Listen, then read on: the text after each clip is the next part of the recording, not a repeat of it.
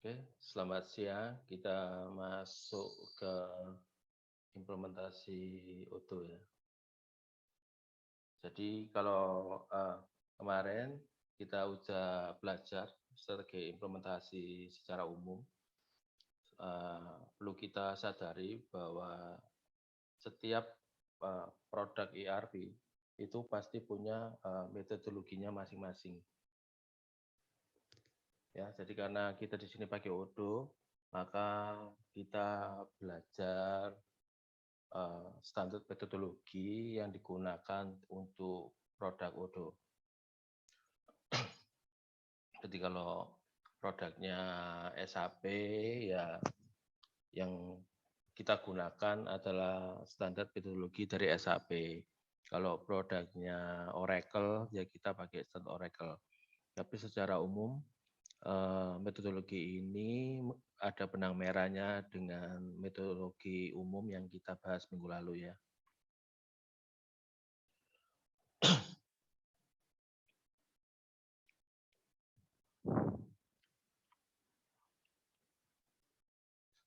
Oke, untuk guidance buku yang digunakan, kita menggunakan metodologi implementasi yang bisa di-download dari website Odoo. Jadi kalau kita lihat di sisi sebelah kanan ya, berarti kita lihat di sini ada bukunya PDF metodologi implementation dari Odoo, nanti bisa di-download di website Odoo. Kemudian kalau kita ingin belajar bagaimana implementasi Odoo, kita bisa juga membaca buku lain. Contohnya ini ya, ada Odoo 10 Implementation Cookbook. Jadi bisa digunakan untuk menambah pengetahuan Anda untuk membuat konfigurasi di Odoo ya. Nah, kemarin sudah saya share mengenai link Odoo masing-masing kelompok dan anggota ya. Kemudian saya udah daftarkan, tinggal Anda approval untuk join ya, untuk memakai Odoo-nya. Ada sedikit catatan kalau user yang terdaftar ini masih levelnya user ya. Jadi nanti akan saya tingkatkan masing-masing user menjadi administrator. Jadi kalian bisa mengotak-atik Odoo ini lebih bebas lagi. Nah, untuk buku ini Odoo masih agresif ya untuk pengembangan produk. Jadi buku-buku Odoo ini cepat berganti-ganti ya, karena versi sekarang ini udah 15 ya. Jadi bagi rekan-rekan yang akan akses Odoo nanti mendapatkan Odoo versi yang latest yaitu 15. Jadi kalau membaca buku mungkin ada yang nggak sama persis ya, karena perubahannya sangat cepat.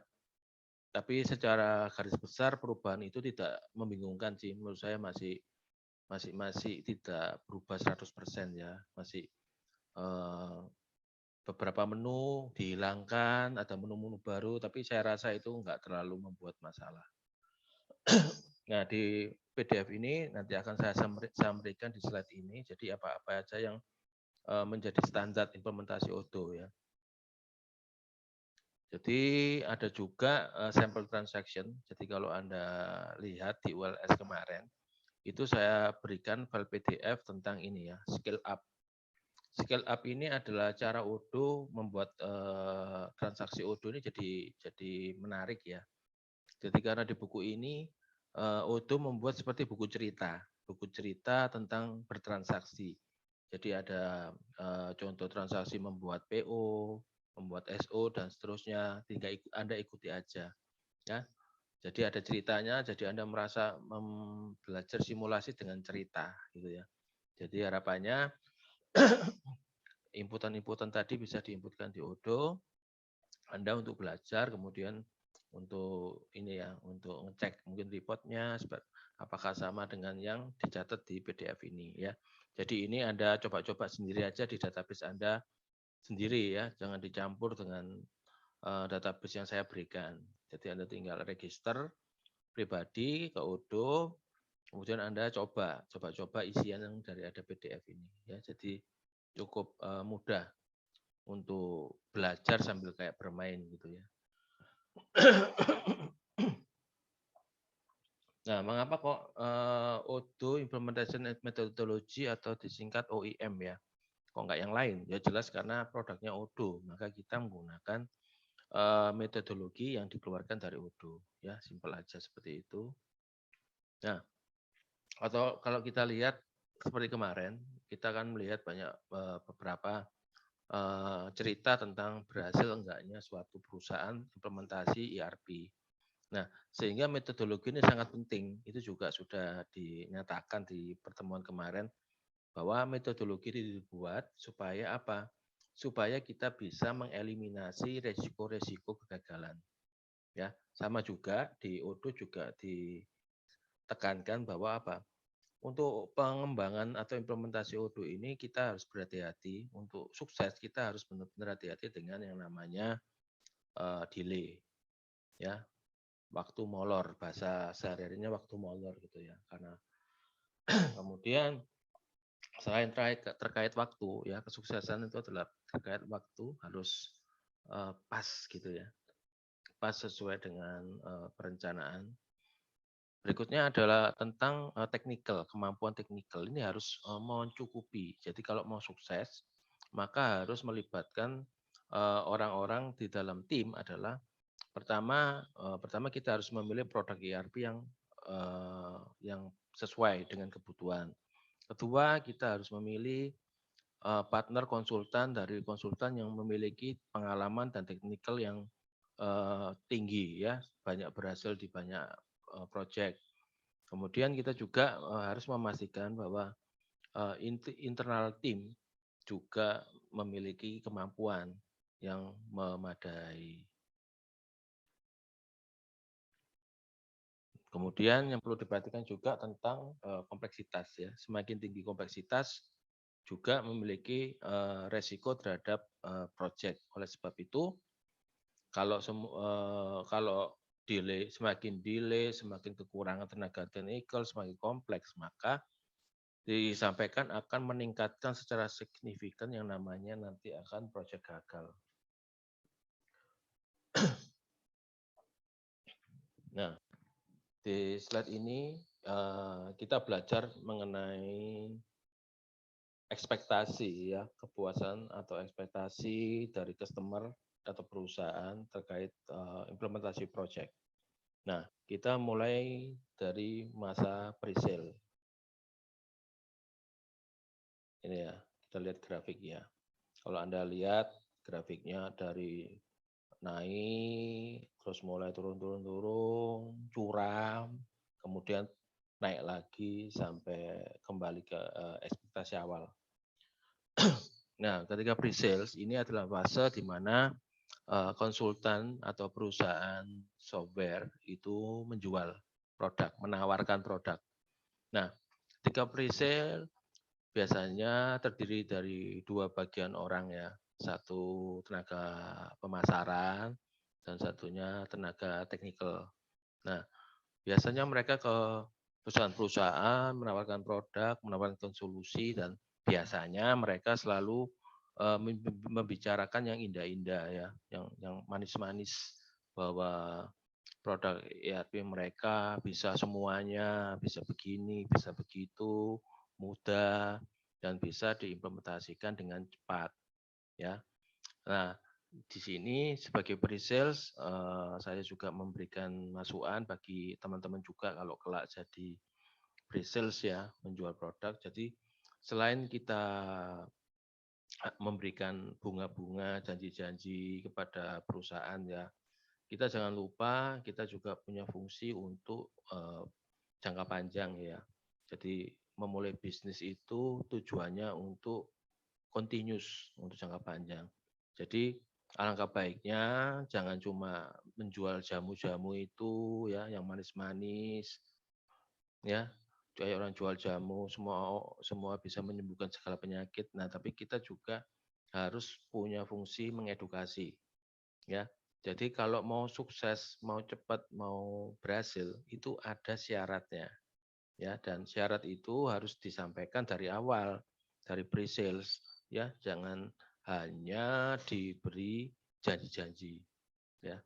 Biasanya pre-sales seperti itu ya, cerita yang baik-baik, yang jelek-jelek ditahan.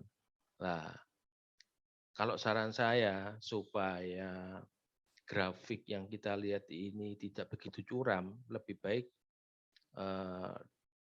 lebih baik transparan dari awal ya. Jadi kalau mau sukses itu disampaikan syarat-syaratnya apa. Jadi biar perusahaan bisa ngukur aku mampu enggak gitu ya untuk memenuhi syarat-syarat tersebut. Nah, anggap aja masa pre-sales adalah masa bulan madu ya. Jadi semua yang baik-baik diceritakan, ekspektasi customer atau klien atau perusahaan kita benar-benar di atas langit gitu ya, benar-benar dijanjikan macam-macam sehingga ekspektasinya tinggi ya. Sehingga dan dasar itu juga akhirnya perusahaan menentukan ya sudah kita ambil produk itu, kita memilih produk ERP itu. Nah, setelah terpilih maka masuk ke project kick off ya, masuk project kick off, ekspektasi kepuasan masih terjaga ya, jadi masih percaya dengan janji-janji yang diberikan ketika fase pre-sales. Nah, setelah kick off lanjut ke implementasi. Nah, ketika implementasi misalkan masuk ke modul sales. Ya, masuk modul sales. Mulai kelihatan kok kok nggak kayak janjinya ya. Janjinya kemarin ada ini, ada itu, dan bisa ini, bisa itu. Lah ini kok sekarang dibilang, oh ini enggak standar, ini harus di custom dan sebagainya. Nah itu kepuasan mulai menurun. Ya, janji mulai kelihatan mana yang bisa, mana yang enggak. Ya itu baru masuk modul sales. Lah, dari modul sales masuk lagi ke modul supply chain, tambah turun lagi. Kok semakin gini ya, kok semakin gitu ya, kok nggak sesuai ya dengan ceritanya yang katanya gampang, cepat, semua bisa. Ini mulai ini nggak bisa, itu nggak bisa, ya kepuasan menurun. Nah masuk selanjutnya sampai ke modul finance accounting, mulai lebih banyak lagi ketidakpuasan. Oh ternyata nggak bisa gini, nggak bisa gitu, laporan keuangan ternyata harus ngolah lagi.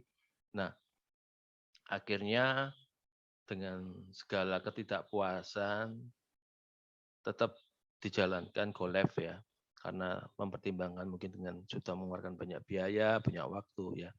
Nah di go live lebih turun lagi, karena apa? Karena eh, biasa ya, setiap go live itu mesti ada masalah. Jadi masalah itu bisa karena usernya juga nggak bisa cepat menginput, reportnya error dan sebagainya. Ketika dicoba orang sedikit programnya nggak error, tapi ketika dipakai orang banyak error. Nah ini mulai ekspektasi tambah turun, ya sampai dari semua error-error itu diperbaiki, disempurnakan lagi sampai sampai meningkat terus sampai akhirnya user itu bisnis proses semua sudah di cover. Maka tingkat kepuasan kembali ke tinggi. Ya, ini jikalau eh, tahap go live tercapai. Ya, jadi skenario ini bisa seperti ini. Tapi ada kalanya ketika ketidakpuasan sudah sudah sampai di sales, ini sudah nggak mau terus, ya udah berhenti aja, nggak sesuai janji, ya maka proyek ini gagal, berhenti di tengah jalan. Atau misalkan ketika di supply chain udah merasa baru terasa, udah ini berhenti aja, ini nggak sesuai dengan janji, ya proyeknya gagal atau sampai FICO sehingga tidak tercapai go live. Nah itu namanya proyek gagal, ya. Jadi di fase-fase ini bisa memicu, paling sering memicu proyek itu berhenti di tengah jalan, ya. Apakah akhirnya memilih produk lain bisa atau memilih kantor konsultan lain, ya. Kalau kantor konsultannya banyak seperti itu. Nah ini ya. Jadi ketika ketidakpuasan pasti akan normalnya turun ya sampai go live. Kemudian CCO tidak puas, dan ada masukan juga ya. Sebetulnya disagreement is healthy for the project. Jadi maksudnya kalau sampai dalam project itu mulus terus ya, sepakat terus ya, maka dipastikan bumerangnya nanti ketika go live. Jadi banyak hal yang akhirnya ketemu, wah ini nggak cocok ya, jadi setuju, setuju, setuju, jadi nggak setuju. Atau dibalik ya, terlalu banyak tidak setuju juga masalah. Jadi menurut saya disagreement ini healthy kalau proper ya, dalam berjalannya project itu efektif. Jadi jangan nggak ada sama sekali atau terlalu banyak. Kalau terlalu banyak juga masalah. Berarti kemungkinan ada masalah komunikasi. Ya, seperti itu. Jadi perlu dipahami teman-teman, kalau fase ini secara pengalaman saya memang terjadi. Jadi yang namanya tidak puas itu bisa kayak gambar ini ya, dari naik, turun, turun terdalam sampai naik lagi. Supaya turunnya tidak ekstrim ya, seperti gambar ini. Maka tips dari saya seperti itu. Jadi dari pre-sale itu harus transparan. Jadi jangan cuma janji-janji yang diceritakan semuanya bisa ya, tapi juga diberikan muatan-muatan edukasi ke pelanggan, ke customer ya, bahwa kesuksesan kelancaran ini ada syaratnya dan itu perjuangan baik dari sisi konsultan juga dari sisi perusahaan. Jadi nggak bisa ya sukses tergantung konsultan aja, nggak bisa. Atau dibalik suksesnya tergantung eh, internal perusahaan, nggak juga ya. Jadi namanya teamwork. Jadi kolaborasi, kerjasama itu yang menentukan kualitas keberhasilan. Ya, ini bisa dibaca. Saya mau tekankan adalah ini, mindset-mindset yang perlu disiapkan supaya project itu berhasil. Ya, pertama terkait responsible atau tanggung jawab.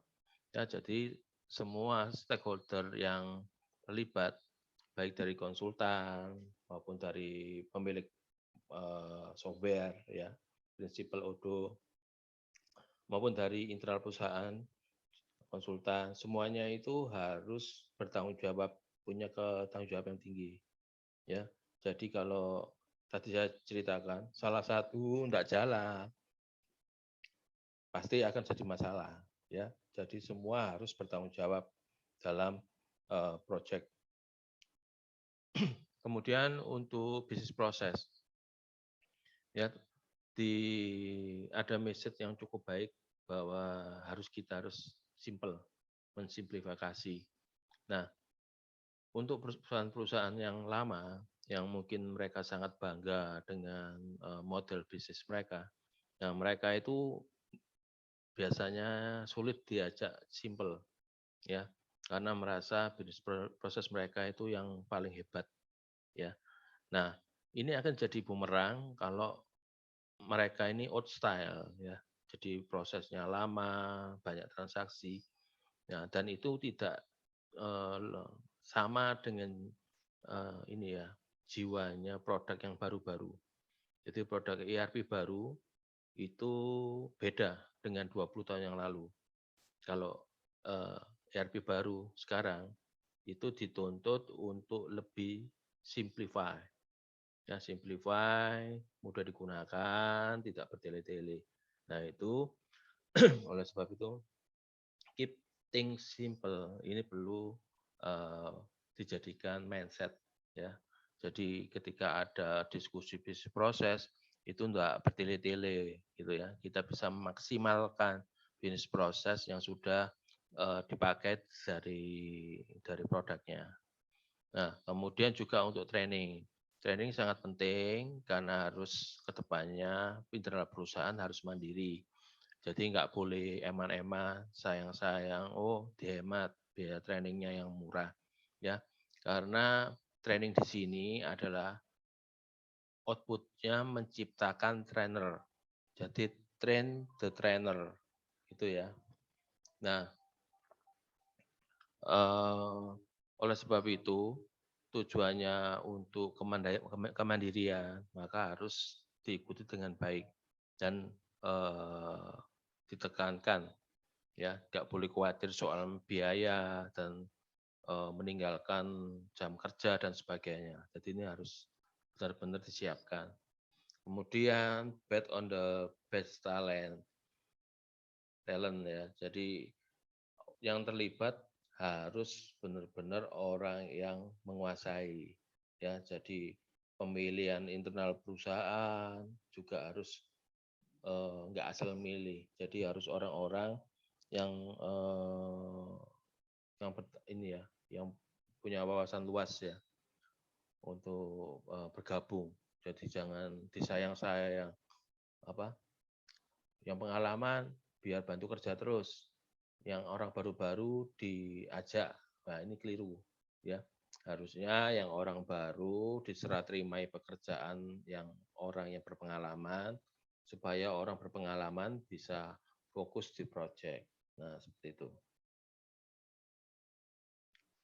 Nah, untuk memulai proyek, saya selalu menyarankan kalian-kalian belajar dari proyek yang kecil, yang sederhana, gitu ya. Nah, ini ada dua contoh, contoh dua, dua perusahaan, di mana menunjukkan tingkat persiapan yang harus dilakukan ya. Jadi contoh yang sederhana, misalkan ada lawyer office, di mana jumlah stafnya cuma 5, ya. Nah, di sini seperti sama saya ya. Jadi setiap saya tanya jumlah karyawannya berapa. Di sini stafnya 5 lawyer, ya. Kemudian sistem lama tidak ada sistem lama ya. Sistem lamanya tidak ada, jadi tidak punya sistem. Kemudian untuk skopnya 100% standar. Jadi standar adalah nggak neko-neko, nggak macam-macam. Pokoknya apa yang ada di produk ERP dia pakai, ya terkait sales, invoicing, project dan timesheet. Ya timesheet ini untuk mengukur aktivitas waktu dari ke waktu ya. Biasanya memang bergabung dengan project jadi satu kesatuan. Nah ini budgetnya terbatas, kemudian deadline aplikasinya as soon as possible, ya segera mungkin. Nah ini contoh case kebutuhan sistem yang sederhana, lebih kecil. Nah berikutnya contoh consulting company. Wah ternyata jumlah karyawannya 4.000. Berarti dipastikan pasti lebih kompleks ya. Dari jumlah karyawannya lebih banyak. Biasanya siap karyawan lebih banyak maunya dan kebutuhannya lebih banyak lagi. Ya 4.000, kemudian sudah punya program lama, skopnya sales, invoice, project, timesheet. Ya, sama dengan yang lawyer tadi. Tapi di sini ada custom, jadi harus ada pengembangan.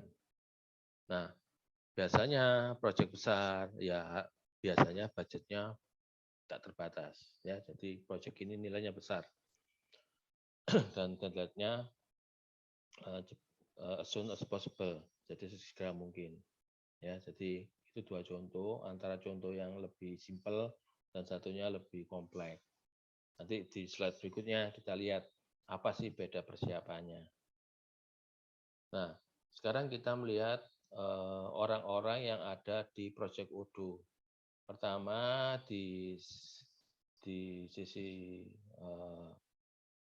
pekerja yang dibutuhkan adalah tenaga untuk business advisor atau BA, itu ya singkatannya. BA ya. Nah, ini memiliki tugas advanced qualification, project follow up. Kemudian untuk skill yang dimiliki harus bisa punya strong mindset yang tadi ya. Kemudian paham tentang produk, tentang paham bisnis proses dan metodologi. Itu BA. Ya, kalau di slide kita kemarin kita mungkin kita panggil sebagai business expert. Nah, selain business advisor, ada juga kita project leader di sini ketemu project manager. Pasti ya, dalam project harus ada project manager. Untuk tugasnya untuk membuat keputusan, membuat project on the track, dan juga untuk ini ya, mengcoaching SPOC, ini singkatannya single point of customer of client. Jadi orang dari internal perusahaan itu yang menjadi kontak utama. Jadi kayak orang semua informasi dia tahu ya dari sisi internal perusahaan. Kemudian juga ada business analyst ya, dan dilihat juga petugasnya apa dan skillnya. Juga ada application expert, jadi tugasnya peer review untuk mereview kebutuhan aplikasi, juga ada skill-skillnya, ya, specialized product expertise dan specialized business expertise, dan juga menguasai metodologi implementasi. Kemudian ada juga posisi project director. Di sini sebagai komite untuk project, juga punya fungsi untuk monitoring project secara kalau orang bilang sekarangnya helikopter view gitu ya.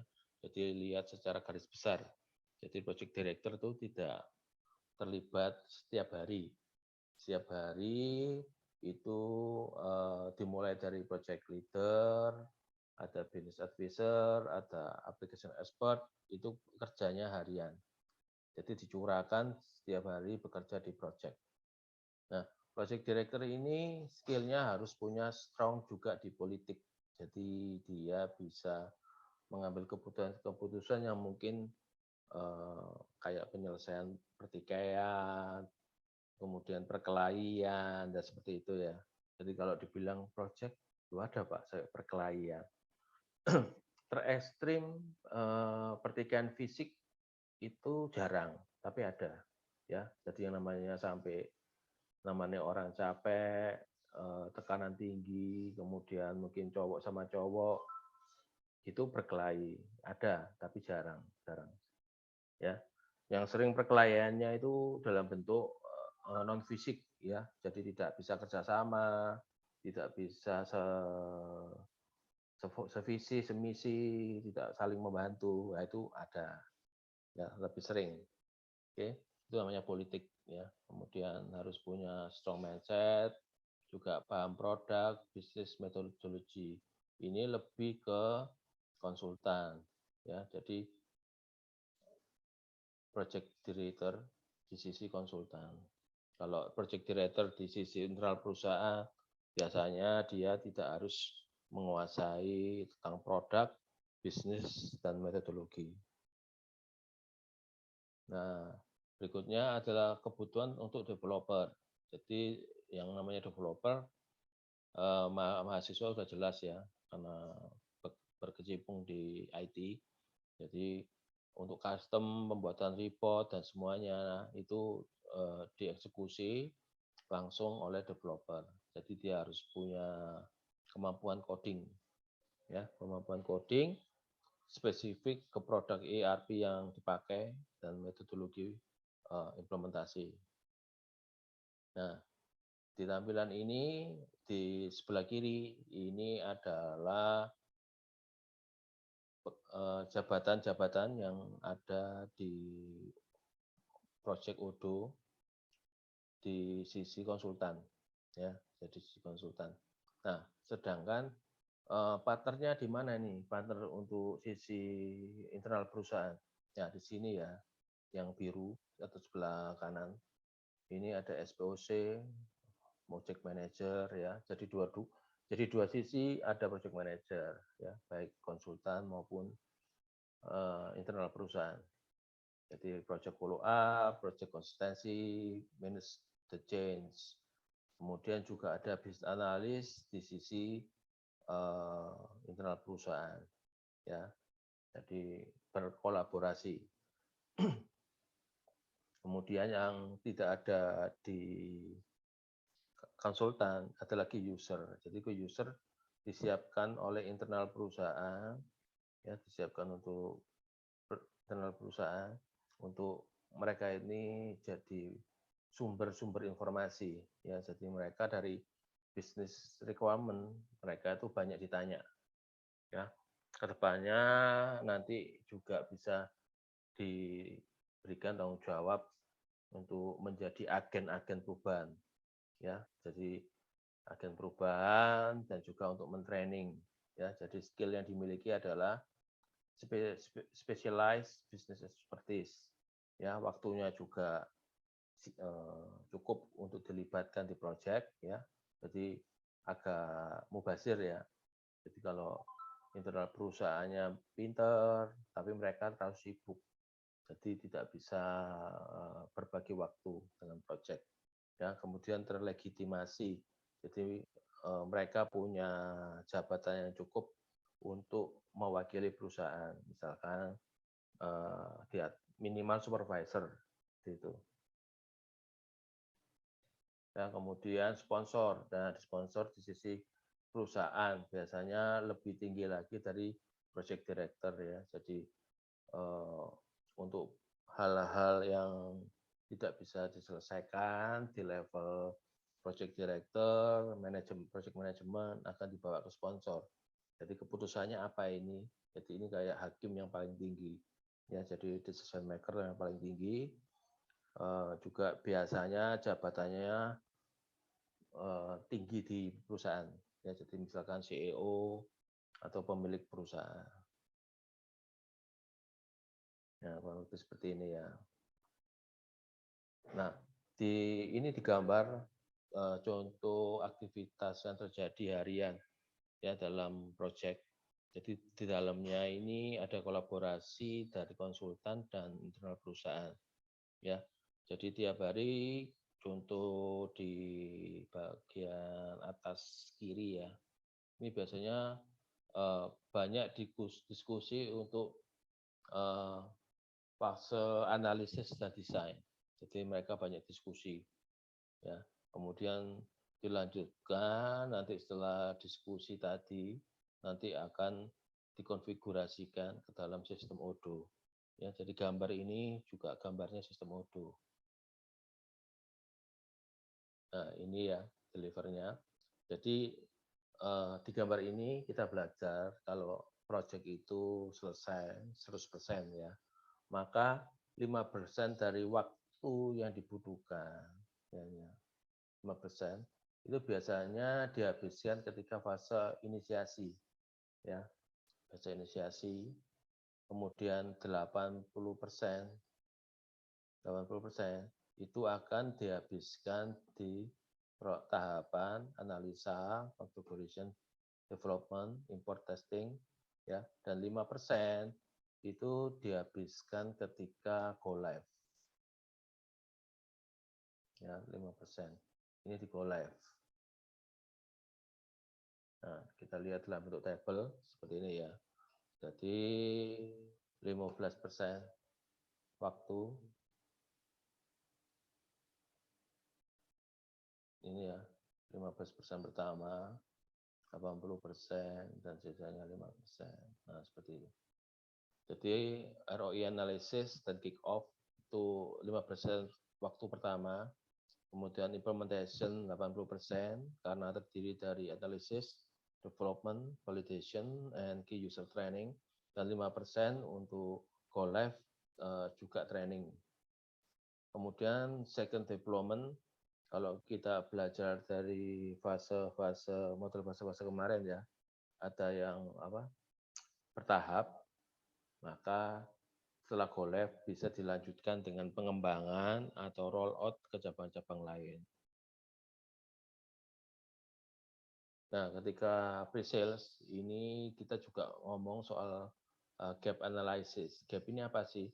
Gap ini adalah kondisi sekarang dan to be yang akan datang. Ya, jadi harus jelas dari gap ini akan jelas sebetulnya hasil proyek ini mau apa hasilnya?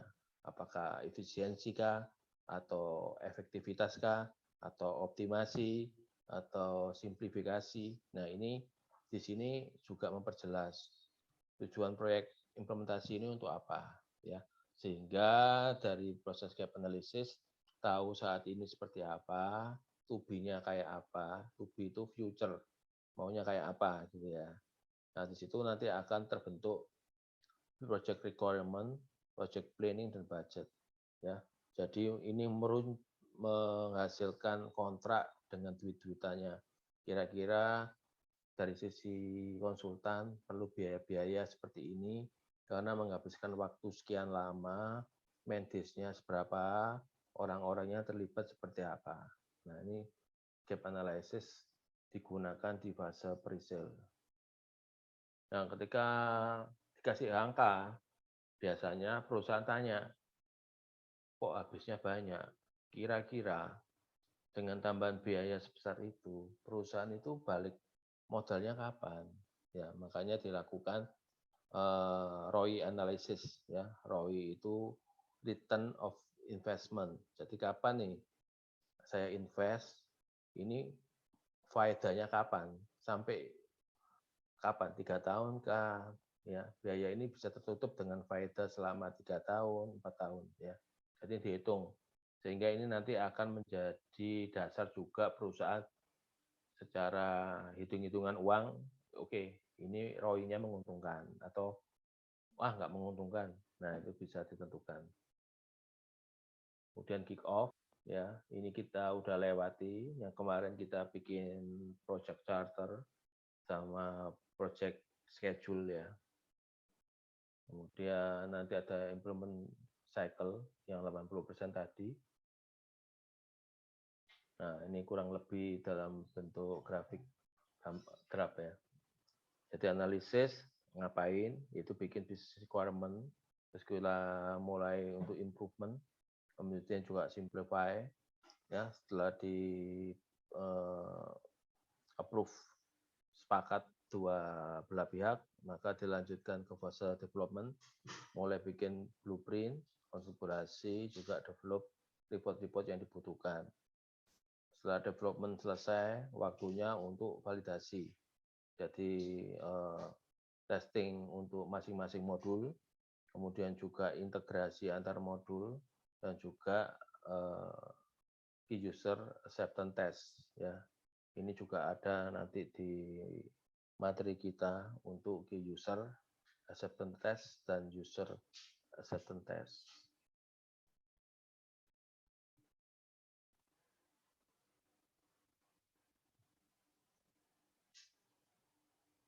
Nah, ini detail dari implementation cycle. Jadi ada analisis, ya, ada fase interview. Ya, ini pernah saya sampaikan ya, bahwa proses interview ini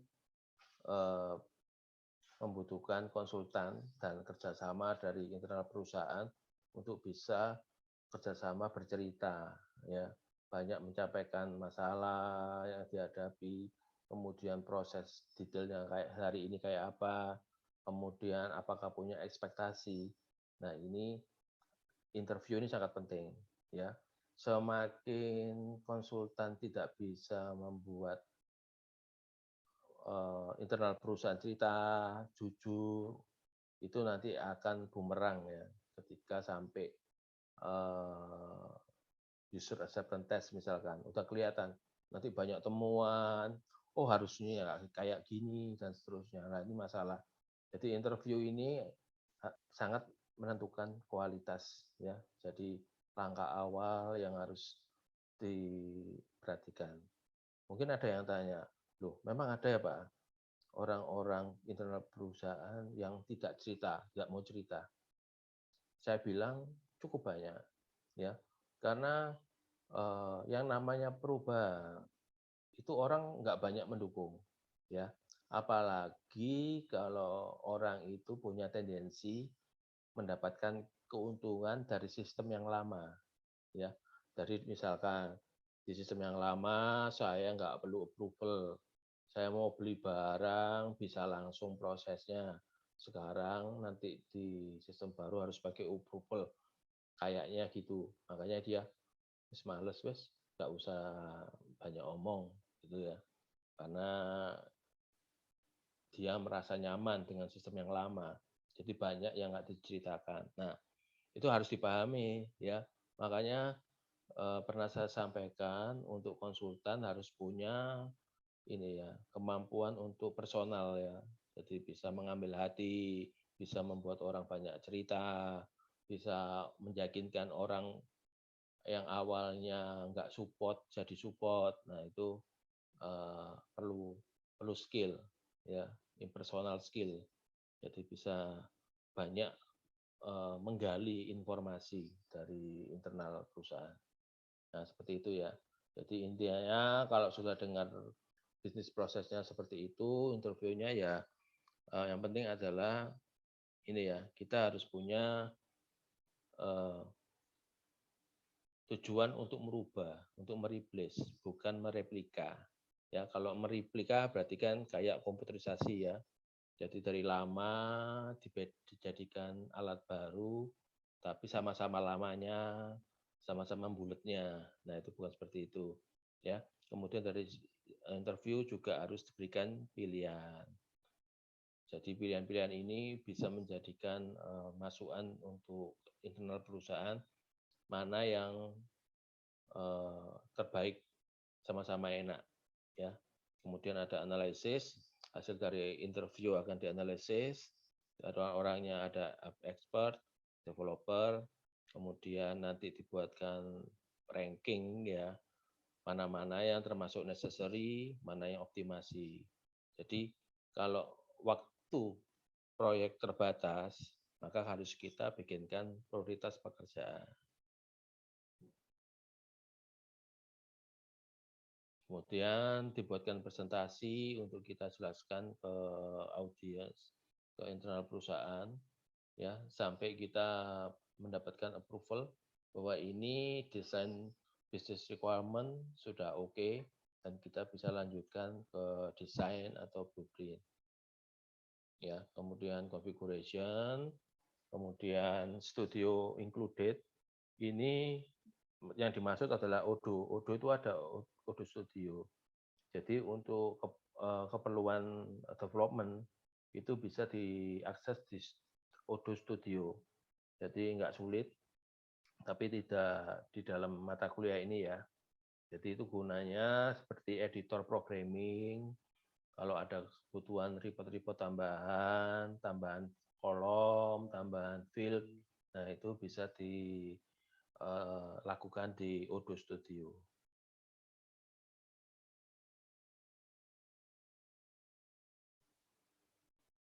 Oke. Nah, ini kita kembali ke lawyer ya, cerita yang simple.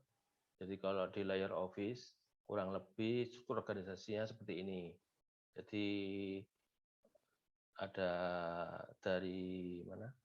Dari sisi konsultan ada 5 ya. Ada business advisor, ada PM, business analyst, expert, dan developer ada 5. Sedangkan di sisi perusahaan ada PM dan business analysis, ada sponsor, ada end user. Kemudian cukup dengan model seperti ini ya, 2 fase. Fase pertama dan fase kedua. Ya. Ini kalau project plan untuk yang lawyer office yang lebih sederhana. Nah, kalau ini ya, project durasinya setelah kita cek-cek cuma cukup beberapa minggu ya. Ya, beberapa minggu. Kemudian beberapa item ya. 100% standar. Sudah. Nah, kalau kita lihat di consulting company, wah lebih banyak ya. Lebih banyak yang harus dilibatkan dari sebelumnya. Kemudian untuk fasenya sama juga ya. Tapi kalau kita tadi lihat detail di fase satunya kan cuma sedikit ya. Ini di fase satunya banyak. Ini ya, di fase satu ya. itemnya banyak. Tadi kan itemnya sedikit. Kemudian fase 2 untuk development berikutnya. Ya, ini untuk yang 4.000 karyawan ya. Nah, proyek durasinya udah kelihatan beberapa bulan ya. Kemudian harus dibagi-bagi 2 fase seperti itu. Jadi kelihatan ya perbedaan antara proyek yang lebih simpel dan lebih kompleks dari segi waktu, dari beberapa minggu sekarang jadi ini beberapa bulan ya. Kemudian dari tenaga yang dibutuhkan dalam proyek dari lebih sedikit orang menjadi lebih banyak orang. Nah, seperti itu. Jadi sudah kelihatan bahwa tingkat kesulitan itu sangat mempengaruhi resource ya. Resource itu adalah uang, waktu, dan tenaga. Nah, seperti itu. Nah, untuk auto implementation saya cukupkan di sini. Kita mau masuk sales, tapi mungkin kita rehat dulu 5 menit ya. Sekarang jam 10.39, nanti kita kembali ke 10.45 untuk masuk sales. Oke, terima kasih. Oke, kita lanjut ke sales. Jadi di slide ini kita akan belajar tentang dunia jualan ya.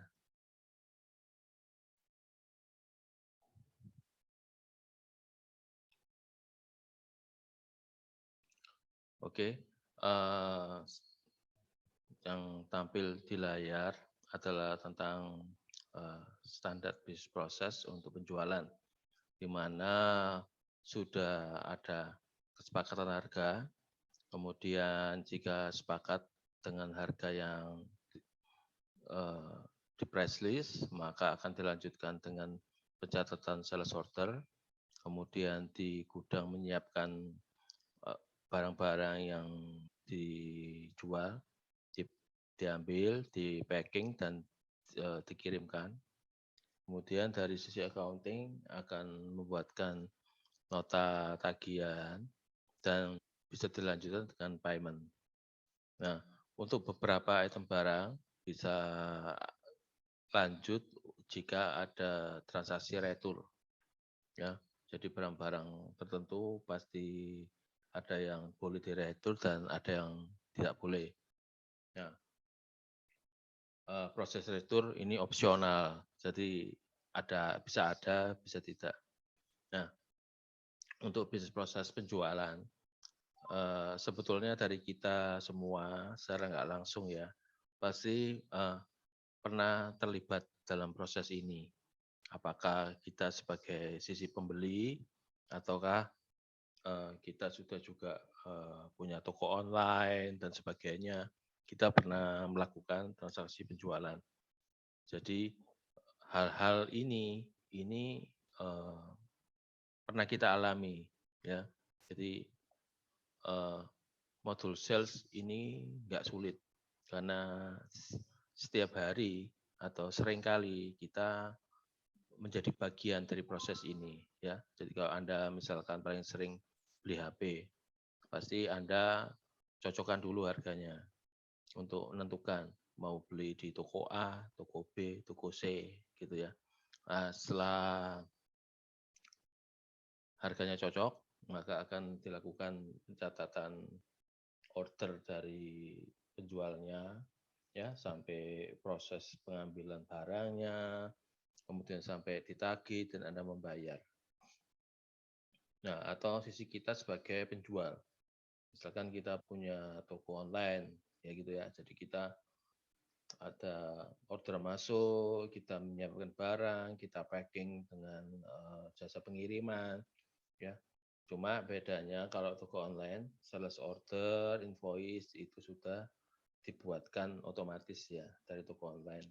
Kita cuma tinggal menjual barang dan nanti diakhiri dengan terima uangnya. Tapi secara garis besar transaksinya adalah seperti ini. Nah, Yang perlu diketahui di sales, salah satunya adalah dimulai dari penentuan harga. Nah, di sini kita akan belajar beberapa penentuan cara harga, ya. Di layar tampil markup pricing. Nah, markup pricing ini adalah suatu cara penentuan harga yang paling gampang, ya. Intinya adalah kalau kita tahu harga pokok suatu produk yang mau kita jual, kita tinggal kalikan dengan persentase keuntungan yang mau kita raih. Ya, jadi kita lihat pertama, kita harus tahu dulu harga pokok barangnya berapa atau unit cost. Nah, unit cost itu terdiri dari dua komponen, yaitu variable cost dan fixed cost. Apa itu variable cost? Variable cost itu adalah harga tergantung dari jumlah barang. Jadi semakin produksi banyak barang, biayanya semakin tinggi.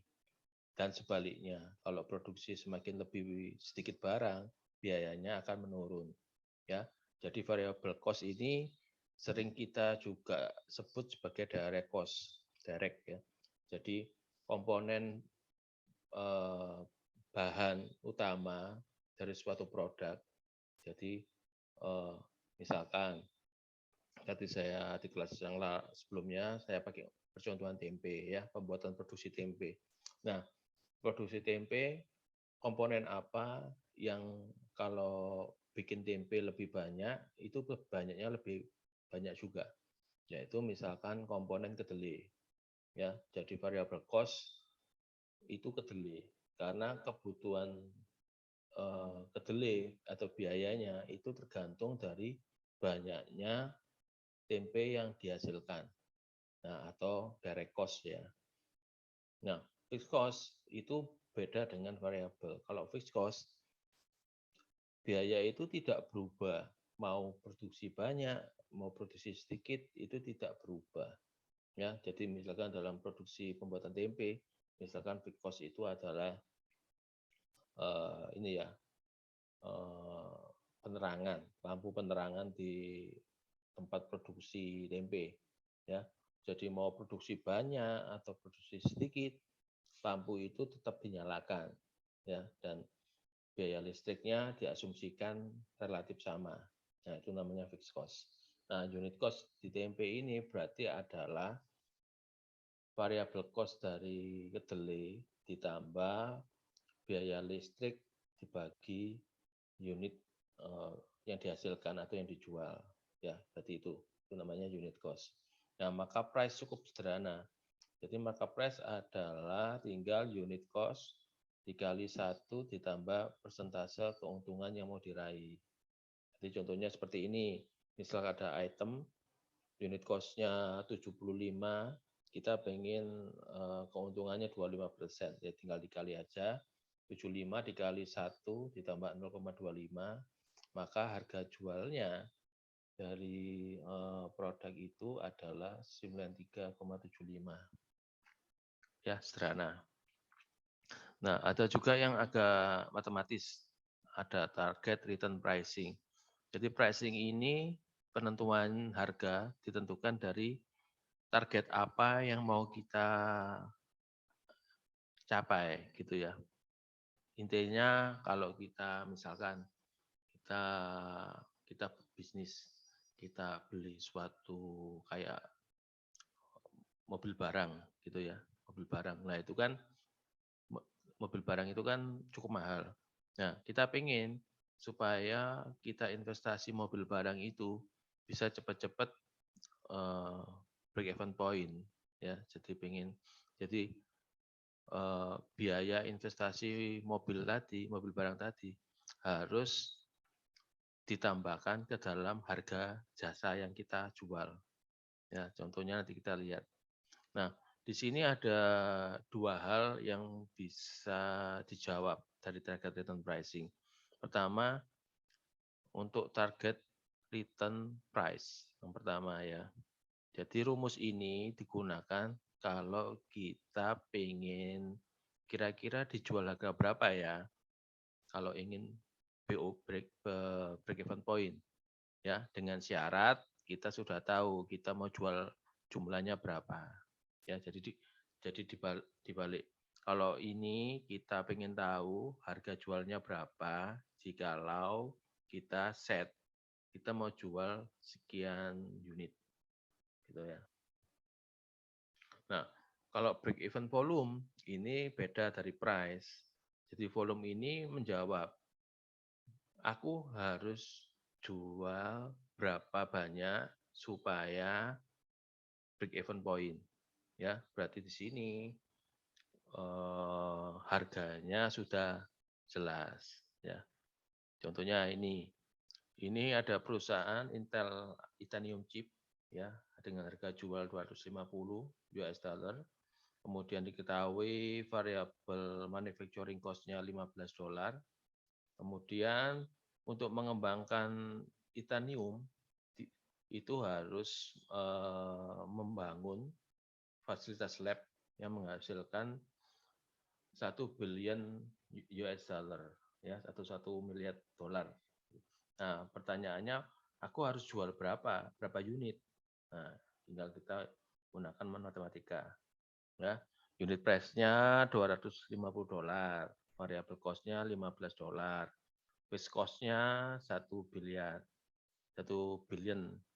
Ya, ini adalah lab. Nah, kita hitung dulu kontribusinya 250 dikurangi 15 didapatkan 235 per unit. Ya. Kemudian dilanjutkan satu fixed cost-nya tadi dibagi dengan 235. Maka kedapatan kita harus menjual sebanyak 4,3 juta unit ya supaya kita bisa break even point atas investasi lab sebesar 1 billion dolar jika kita menjual dengan harga 250 US dollar. Ya, seperti itu. Jadi kalau target return price kita nentuin harganya berapa yang layak kita berikan supaya break even. Kalau break even volume itu menentukan seberapa banyak unit yang kita jual agar break even point. Kemudian ada perceived value pricing. Jadi ini pricing penentuan harga yang didasarkan pada produk yang Anda jual itu memberikan durability yang lebih baik atau juga reliability-nya lebih baik. Kemudian mungkin ada gratis service misalkan atau garansi. Ya, jadi kita menentukan harga mungkin lebih mahal gara-gara ada fungsi itu. Jadi misalkan produk lain di pasaran durability-nya 1 tahun, gitu ya, dijual harga rata-rata pasarannya itu 1 juta. Nah, Anda bisa memproduksi barang dengan durability bisa sampai 2 tahun untuk barang yang sama. Nah, otomatis Anda nggak ikut-ikutan harga 1 juta, pastinya Anda tingkatkan ya harga jual karena Anda bisa membuat customer pakai barang itu lebih tahan lama, lebih panjang 2 kali lipat. Nah, makanya Anda bisa jual misalkan 1,5 juta gitu ya atau 1.750.000. Nah, itu bisa. Ya, itu contohnya. Atau juga perceived value ini terkait nilai tambah yang dirasakan pemakai. Ya, di sini contohnya parfum. Ya, parfum itu kalau secara umum ya, parfum ya, secara umum itu cost produksinya rendah. Ya, apa yang membuat parfum itu jadi mahal atau yang pakai merasa lebih percaya diri gitu ya dengan parfum ini kayak apa tuh personality-nya meningkat gitu ya, lebih percaya diri. Nah, yang lebih mahal adalah pertama itu nilai yang dirasakan oleh pengguna. Nah, jadi semakin laris suatu parfum, harganya pasti lebih mahal. Kemudian juga dibutuhkan Kalau parfum itu adalah formula, ya. Jadi untuk mencapai suatu formula itu perlu keahlian, perlu seni ya. Jadi itu yang membuat lebih mahal. Nah, itu kalau perceived value pricing. Kemudian ada value pricing, yaitu pricing yang ditentukan dari apa? Adanya saving, ya, penghematan. Jadi ini hampir sama kayak yang di atas itu durability. Ya, misalnya paling sering saya ambil contoh yaitu penjualan alat penghemat listrik. Ya, jadi Anda rela mengeluarkan uang berapa ratus ribu untuk membeli alat yang katanya bisa menghemat listrik. Ya, bayar sekali, penghematannya bisa berbulan-bulan. Nah, itu saya nggak tahu. Itu barang kayak begitu itu efektif atau enggak. Ya, saya nggak punya pengalaman karena kalau saya sih ragu ya. Nah, going rate pricing ini juga jarang dipakai, tapi ada khususnya untuk perusahaan-perusahaan baru di mana dia belum punya pegangan kira-kira aku mau jual berapa. Nah, yang paling gampang adalah lihat harga kompetitor dengan produk sejenis, tinggal ditentukan kita mau menarik pasar, jadi harus harga kita lebih kecil dari harga kompetitor, atau kita mau bersaing secara head to head, jadi harganya sama, atau kita percaya diri kita mahalin, tetap laku, misalnya seperti itu, karena kita lebih durability, misalkan seperti itu ya. Jadi ini biasanya dipakai untuk perusahaan yang baru berdiri, ya. Jadi perang harga dengan cara ya udah kita samain aja dengan pesaing. Kemudian berikutnya auction type pricing ini agak jarang karena sangat spesifik. Biasanya yang dipakai untuk perusahaan penggadaian, ya. Jadi kayak lelang seperti itu. Nah, di sales and distribution di ERP, jadi memiliki kelebihan, ya. Rekan-rekan juga pasti tahu secara umum bahwa bisa meminimalisasi data entry error, kemudian bisa memprovide information secara real time dan juga ke semua user. Kemudian juga karena sistemnya sudah terintegrasi, maka bisa mengetrack semua transaksi, ya misalkan invoice, packing list, return return material agreement number, ya ini untuk retur ya, dan payment itu dari informasi sales order, ya. Jadi informasi dari satu titik bisa tahu semua histori yang terkait transaksi tersebut.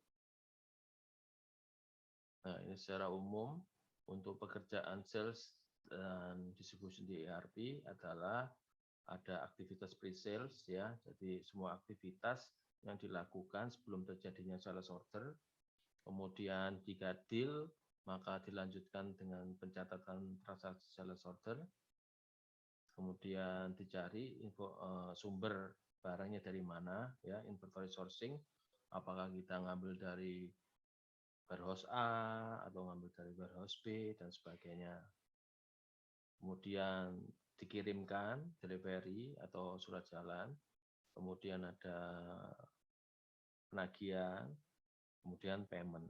Nah, untuk project kita untuk terkait mutual sales kita batasi sampai billing ya, jadi kita rekan-rekan tidak perlu sampai statusnya payment ya. Kalau payment ya bolehlah, tapi target saya adalah selesai lengkap sampai billing. Nah, ini proses pre-sales ya. Jadi ada penawaran harga ya, perkenalan, kemudian cocokan. Ini tata harga saya ya, itu aktivitas marketing. Meliputi apa aja? Ya, cari customer, ya cari kontaknya, kemudian telepon-teleponan, kemudian visit, dan mungkin di follow up juga menggunakan media email. Company dapat memaintain data tentang customer ya, kemudian membuatkan informasi melalui email sesuai dengan karakter pelanggan ya. Jadi ini pre-sale ini memang lebih pas, lebih maksimal kalau menggunakan CRM ya. Jadi kalau ERP 15-20 tahun lalu sales itu modul sales itu tidak ada program untuk pre-sales ya. Jadi harus beli modul CRM. Nah, tapi untuk ERP yang akhir-akhir ini ya, beberapa tahun terakhir ini ya, jadi modul sales itu sudah ada fungsi pre-sales-nya. Jadi nggak perlu beli CRM secara terpisah. Nah, ini adalah langkah-langkahnya ya. Jadi aktivitas untuk mencatat sales order ya, dari mencatat sales order,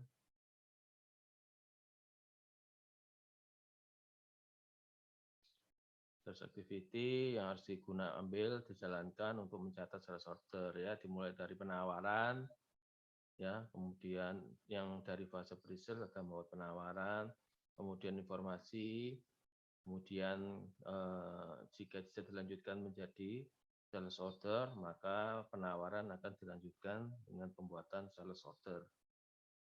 Nah, ini ada beberapa critical step dalam pencatatan sales order dan nggak boleh salah input data ya.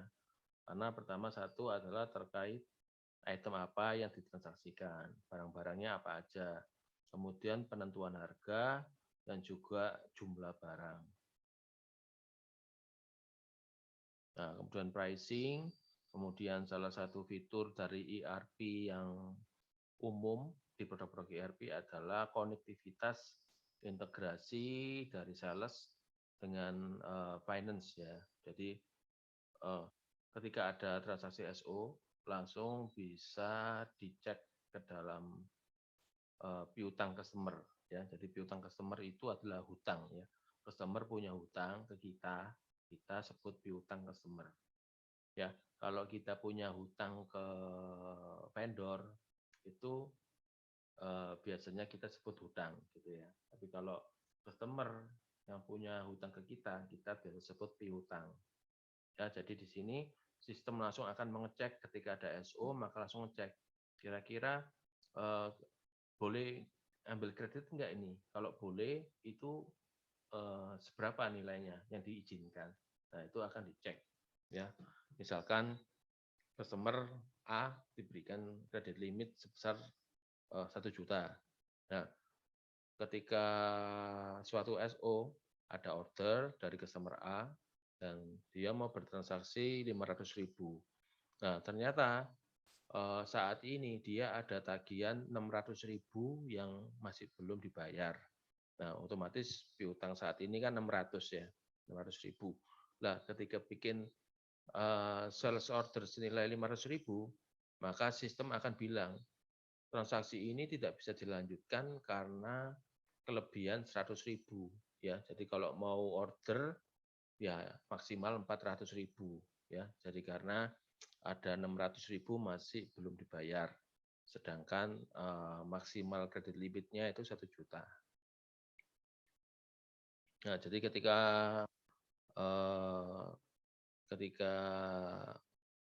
kreditnya cukup, ya beda ya. Kalau kreditnya cukup, ya ordernya bisa dilanjutkan. Tapi kalau misalkan nggak cukup, ada dua ya, dua ada dua opsi ya. Apakah ditolak mentah-mentah atau tetap bisa dilayani dengan approval gitu ya. Approval dari atasan.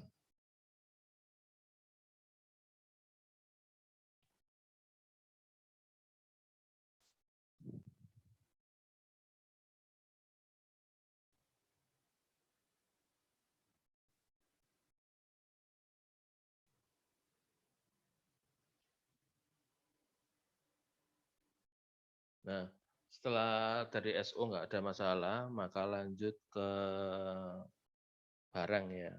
Barangnya mana aja yang mau dikirim. Nah, di sistem ERP pada umumnya ada yang namanya available to promise atau ATP. Nah, ini apa maksudnya? Maksudnya adalah ketika membuat SO, maka perusahaan bisa mengkonfirmasi, oh barangnya ada. Ya, available to promise ini janji. Janji kalau barangnya ada. Atau bisa juga bisa mengkonfirmasi, hari ini barangnya nggak cukup Pak, boleh nggak ready-nya 2 hari lagi. Nah, itu bisa dilihat ketika SO. Jadi dengan fitur ini kita bisa memberi keterangan, memberi penjelasan ke customer, bisa nggak kalau memang barangnya ready-nya nggak sekarang atau masih dibuatkan. Nah, ini fitur yang harus saat ini ya, agar kepuasan customer itu jelas bahwa barang tersedianya ini kapan. Nah, seperti itu. Nah, ini akan cek inventory, sistem akan mengecek inventory yang sedang ada di gudang dan juga untuk ngecek untuk perencanaan produksi. Ya, ini gunanya untuk memberi janji barang ready misalkan 2 hari lagi atau 3 hari dan seterusnya. Jadi yang namanya PHP ya, pemberi halaman palsu itu kalau pakai sistem sekelas ERP harusnya nggak terjadi ya, karena ketika pembuatan SO itu sudah bisa diestimasi barangnya ini ready kapan dan bisa dikirim kapan. Ya, seperti itu. Dan sistem juga dimampukan ya, karena melihat transaksi order tadi, jadi dia bisa memberikan rekomendasi ya untuk mengadakan produksi, perencanaan produksi jika kondisi kekurangan itu terjadi. Ya, jadi bisa merekomend, misalkan apa? Ketika bikin SO, ada produksi 3 hari lagi, tinggal kita confirm ke pelanggan, pelanggan mau, oke, berarti kita bisa kayak memberi dorongan ya, bahwa perencanaan produksi itu harus dijalankan ya, dari plan jadikan eksekusi. Kemudian barang tersedia dilanjutkan inputan untuk delivery ya, baik picking, packing dan ship orders. Ya, kemudian barang dikeluarkan dari gudang. Ya, kemudian secara sistem stok barang akan berkurang ya. Jadi sistem dan barang fisik harus dalam keadaan sama jumlahnya. Nah, sedikit tambahan ketika surat jalan ini ada integrasi dari modul sales ke modul material management ya, untuk motong stok, dan juga ada dampak ke accounting. Jadi di accounting itu juga harus tahu bahwa ada terjadi penjualan barang. Nah, otomatis kalau di accounting kita kenal sebagai dokumen jurnal ya, dokumen jurnal. Jadi otomatis terposting ada pengurangan barang, jadi persediaan berkurang dan harga pokok penjualan bertambah. Itu namanya jurnal. Nanti kita lihat di slide berikutnya contoh jurnalnya. Nah, setelah delivery, kita lanjut dengan penagihan, kita bikinkan inputan transaksi invoice, kemudian di print dan diberikan customer. Nah, di sini dari gambar, ini adalah jurnal posting yang juga dihasilkan dari transaksi invoice, pembuatan invoice. Ya. Jadi kalau lihat contoh, ketika ada sales order management, surat jalannya komplit, kemudian dibuatkan penagihan, maka ketika save invoice dokumen, maka sistem secara otomatis akan memposting jurnal akuntansi. Ya, apa aja informasinya ini? Misalkan penjualannya secara kredit, maka jurnalnya adalah sebagai berikut. Maka piutang piutang pelanggan bertambah ya, jadi debit. Kemudian pajak bertambah ya, Pajak bertambah, kita taruh di kredit. Ya. Kemudian pendapatan bertambah, kita kredit. Ya. Jadi mungkin teman-teman bingung, ini kok bertambah debit kredit bagaimana? Ini teman-teman dasarnya adalah dari teman-teman yang sudah ambil mata kuliah seperti sistem informasi akuntansi, itu eh, tahu gitu ya, punya pemahaman debit kredit gitu ya, debit positif, kredit negatif, atau sebaliknya kalau sisi lain itu ada debit yang berarti negatif dan kredit malah positif. Nah, teman-teman bisa chat ya. Mungkin teman-teman yang belum mendapatkan pengetahuan, pengalaman soal jurnal akuntansi atau belum mengambil sistem informasi akuntansi bisa chat ya. Siapa-siapa saja yang eh, belum mendapatkan, belum paham atau belum mendapatkan. Jadi ini berkaitan dengan nanti masuk ke modul finance beberapa minggu ke depan. Nah, ini payment, proses pembayaran bisa dari cash ya atau kartu kredit dan sebagainya. Nah, ini contoh dokumen flow dari order sampai invoice. Jadi di ERP hal ini sangat dimungkinkan ya untuk tracing atau tracking yang tadi disebutkan dari slide sebelumnya. Jadi dari kalau kita lihat tahu order, kita bisa masuk ke transaksi ordernya dan kita bisa lihat semua flow ya, surat jalannya nomor berapa, ya, kemudian invoice-nya nomor berapa, itu bisa di-track dalam satu tampilan. Jadi itu sangat memudahkan ya. Kalau tahu nomor SO bisa dapat informasi invoice-nya nomor berapa. Kalau tahu invoice-nya nomor berapa, nanti bisa tahu nomor SO-nya berapa, nomor surat jalannya berapa. Nah, ini yang kaitannya dengan accounting tadi yang saya jelaskan. Ya, jadi kalau di sales ya nanti ada dokumen posting accounting terkait pertama di surat jalan yaitu tentang untuk mencatat barang keluar. Ya, jadi jurnalnya seperti ini. Inventory berkurang, COGS bertambah. Nah, ketika di billing juga ada pencatatan jurnal, yaitu ini. Ya, piutang bertambah, sales bertambah. Nah, ketika membayar juga ada jurnal, yaitu piutang berkurang, ya, piutangnya kan dibayar, jadi piutang berkurang, cash-nya bertambah. Nah, oleh sebab itu saya seringkali kalau terkait accounting ini saya bilang accounting ini maha tahu ya. Jadi di perusahaan accounting ini orang maha tahu karena setiap transaksi yang melibatkan nilai ekonomi itu selalu ada pencatatan jurnal otomatis ya. Jadi kalau zaman dulu sebelum program ERP ada itu jurnal otomatis itu eh, belum belum seperti kayak sekarang. Jadi ada program tapi jurnalnya manual. Jadi nanti accounting harus bikin inputan sendiri ya. Tapi kalau hari sekarang saat-saat ini itu sudah nggak ada ya.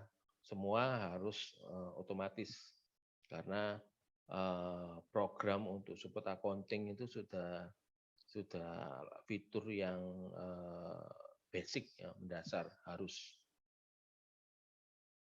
Nah, di slide ini mantu kalian nanti kalau baca dokumen blueprint.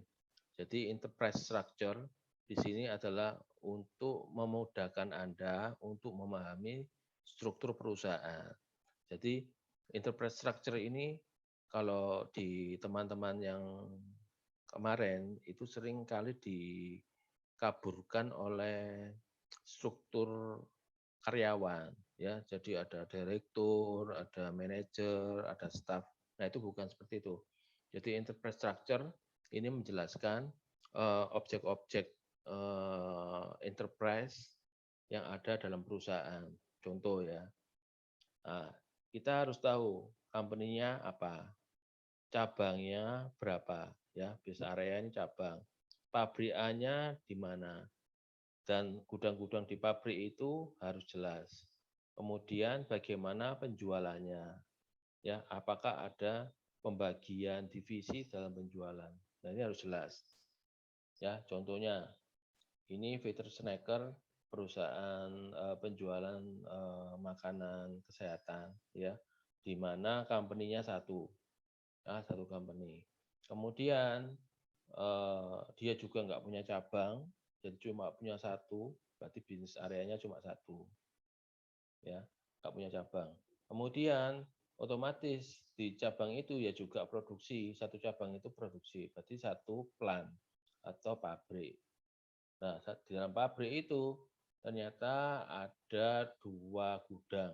Gudang satu yang besar untuk mencatat orderan yang besar-besar dan gudang lebih kecil untuk orderan yang lebih kecil, ya. Jadi kalau di sini ngomongnya satu, satu, kemudian ini gudang pertama, gudang kedua,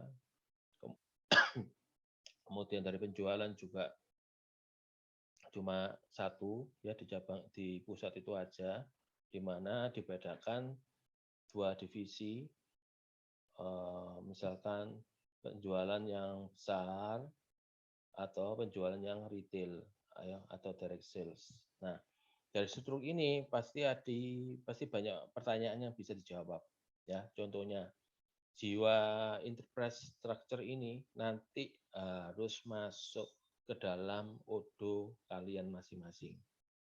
Gunanya apa? Ini misalkan pakai yang struktur ini, ya. Pertanyaannya gini, aku sebagai orang pabrik pengen tahu stok-stok apa aja yang ada di warehouse small order, ya, di sini. Pengen tahu saya, ya. Pengen tahu yang ada di sini. Barangnya apa aja, kuantitinya berapa aja, ya. Kalau desain ERP-nya tidak ada pembedaan warehouse, maka pertanyaan itu tidak bisa dijawab.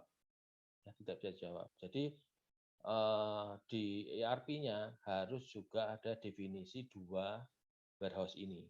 Jadi nanti kalau tanya jumlah barang ini di warehouse ini berapa, di warehouse ini berapa, itu bisa tahu, ya. Atau yang lain lagi, pertanyaan kedua, saya ingin tahu penjualan dari wholesale, ya, di sini. Ingin tahu berapa sih penjualannya, barang-barangnya apa aja, nilainya berapa. Nah, kalau desain itu tidak dibikin 2, nanti Anda nggak bisa tahu, ya. Yang bisa dijawab cuma, ya pokoknya campur semua. Nah, itu berarti tidak bisa menjawab, ya. Itu adalah salah satu cara saya untuk menilai kualitas dari database ODO Anda, ya. Semakin tidak bisa menjawab pertanyaan-pertanyaan kayak tadi, itu berarti desain Anda masih salah, masih masih kurang baik gitu, ya, bisa diperbaiki, ya. Atau misalnya nanti kita coba di contoh itu ternyata 2 perusahaan, ya, ada pusat dan cabang, ya. Kalau ini enak, cabangnya cuma satu, ya dia sendiri. Jadi semua laporan laba rugi nggak ada masalah, dicampur, cuma satu, ya. Tapi kalau ada pusat dan cabang, nanti ada pertanyaan seperti ini. Bagaimana laporan laba rugi untuk cabang A? Ya, nanti kalau yang HU-nya sendiri berapa pusatnya.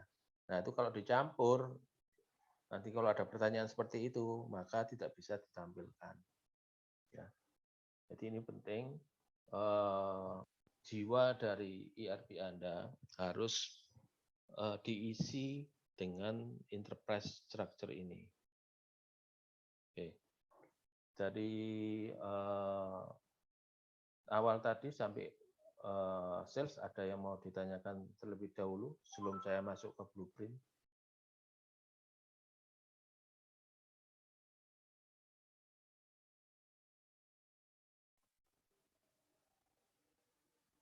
Oke, cukup jelas atau malah masih bingung?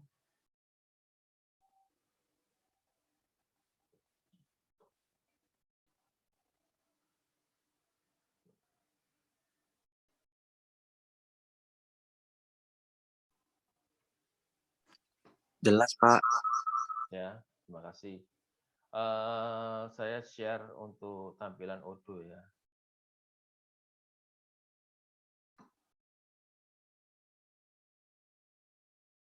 Kemarin kan sudah dibagikan ya, akun Odoo untuk masing-masing kelompok. Memang masih level user, habis ini saya upgrade jadi level admin supaya bisa eksplorasi lebih banyak lagi. Saya ambil contoh ya, contoh dari kelompok B.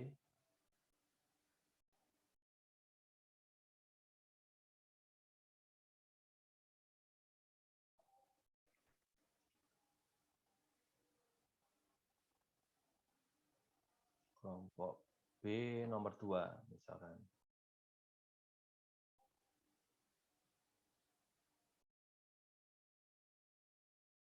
Nah, dari Odoo bisa kelihatan user-user yang sudah respon atau belum ya. Ambil contoh kelompok B nomor KPB nomor 2.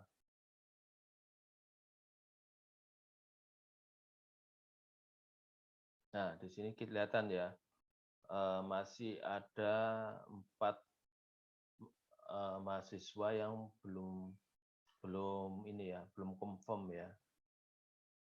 Nah, di sini saya nanti setelah saya tambahkan level admin, saya minta tolong untuk masing-masing user ini yang name diganti dengan nama ya.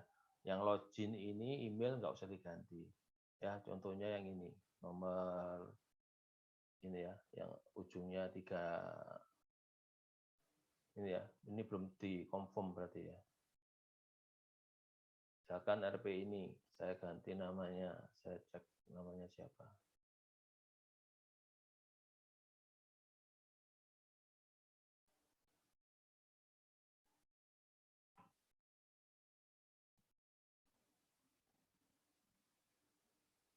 Kok malah nggak ada.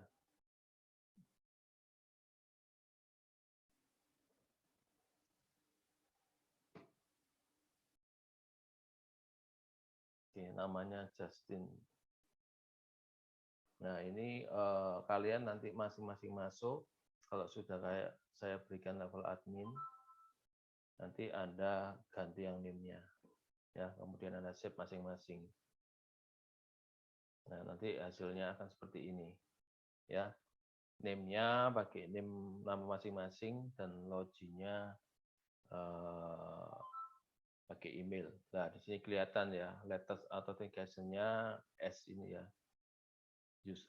NRP akhirannya 9065 ini sudah approve ya, tanggal barusan ya. Jadi kelihatan semua. Jadi makanya itu di Cloud Odoo ini bisa kelihatan semua ya. Anda responnya kapan, Anda menginput transaksinya kapan, itu kelihatan semua. Nah, ini kan masih level user. Nanti saya edit jadi admin semua ini ya. Saya akan edit jadi admin semua.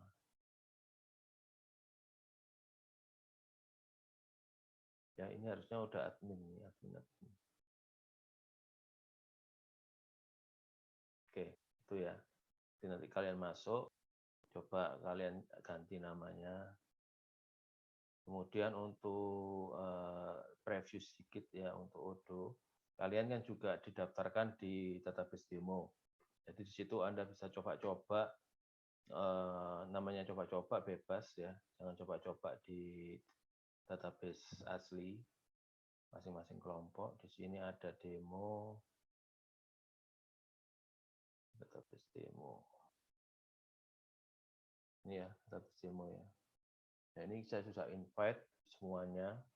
Tinggal Anda mau lihat contoh data, contoh transaksi, bisa dicoba atau dilihat di sini. Jadi ini ada data demonya.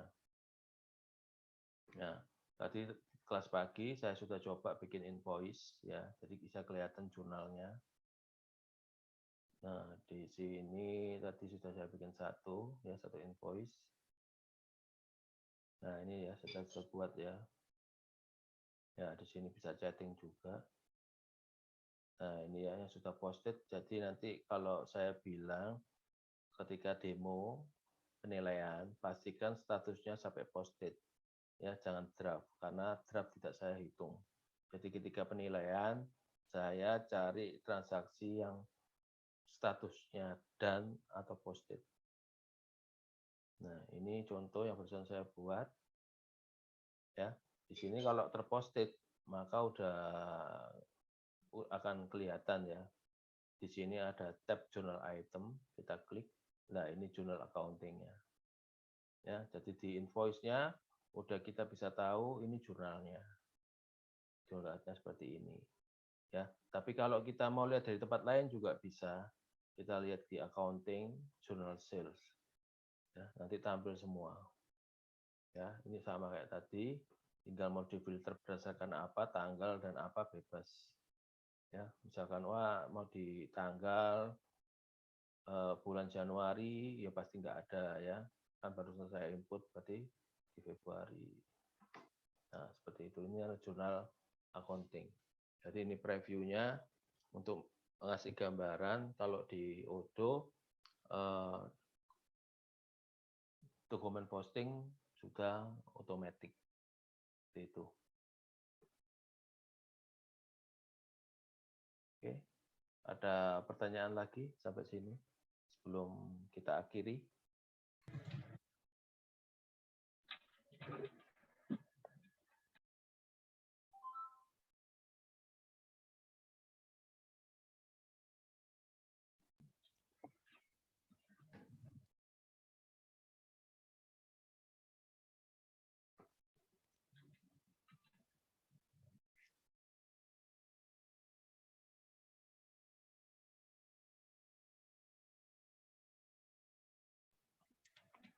Itu berarti apa namanya, progres itu tercatat di Odoo itu ya Pak, yang buat apa selanjutnya nanti?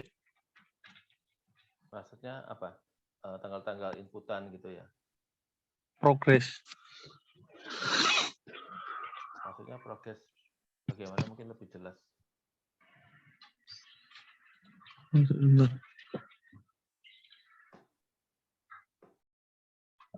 Nggak jadi Pak. Aduh, bagaimana kok jadi saya bingung. Jadi saya Saya mau kembali bertanya saja Pak. silakan. Ya, pada saat misalnya sudah login